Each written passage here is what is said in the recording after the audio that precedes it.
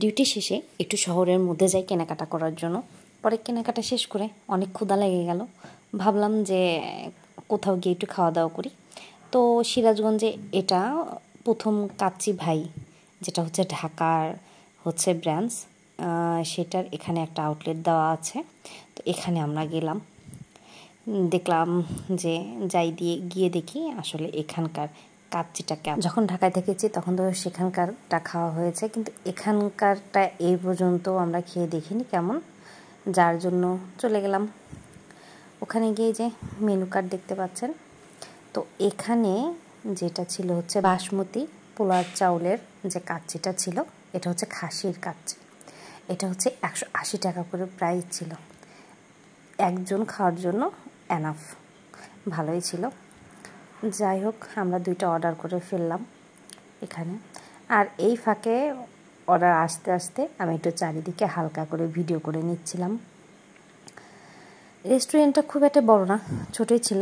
এর মাঝখানে এই তো চলে আসলো বোরহানি। এই তো আমাদের রাইস চলে আসছে। 2 পিস মাংসের কোয়ান্টিটি। ঢাকা অনুযায়ী আসলে দামও কম, মানে কোয়ান্টিটিও কম আর জিনিসও কম, এটা ঠিক। টেস্ট করে দেখি কেমন।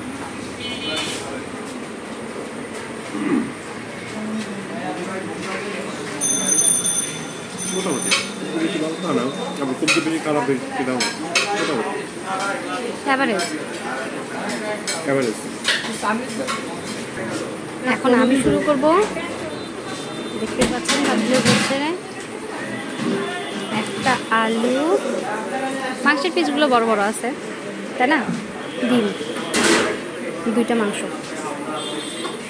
এটা হচ্ছে খাসির কাচ্চি।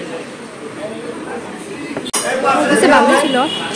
কেমন আছে? ভালো, খারাপ না।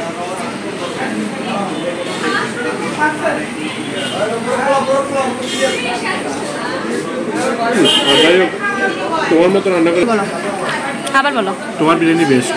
বাসায় রান্না করা, বাসায় রান্না করাটা বেস্ট। থ্যাংক ইউ এত সুন্দর একটা কমপ্লিমেন্ট দেওয়ার জন্য।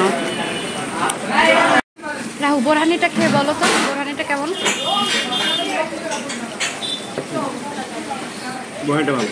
বোরহানিটা ভালো না? তার মানে তোমার বিরিয়ানিটা অ্যাভারেজ, সাথে বোরহানিটা টেস্ট ভালো। আসলে বোরহানিটা খাবেন। ওর এইভাবে বাড়ির কাচ্চিটার প্রশংসা করার কারণ আছে, কারণ বাসায় তো ওই পরিমাণে মশলা দেওয়া হয় না, যার জন্য ও পেট ভরে খেতে পারে। কিন্তু বাহিরেরগুলো ও আবার পেট ভরে খেতে পারে না, ওর পেটে প্রবলেমও হয়, গ্যাসের সমস্যা হয়। বাট বাসায় কখনো ওর এরকম প্রবলেম হয়নি। বাসাটা ও অনেক তৃপ্তি করে খায়, শুধু ও না, আমার ফ্যামিলির সবাই তৃপ্তি করে খায়। হয়তো আপনারা ভাবছেন যে মাংসটা কেন এত শেষে খাচ্ছে, তো আমি মাংস শেষেই খাই। এই তো কথা বলতে বলতে আমি প্রায় বাসার দিকে আমরা চলে আসলাম। সবাইকে অসংখ্য ধন্যবাদ। আসসালামু আলাইকুম।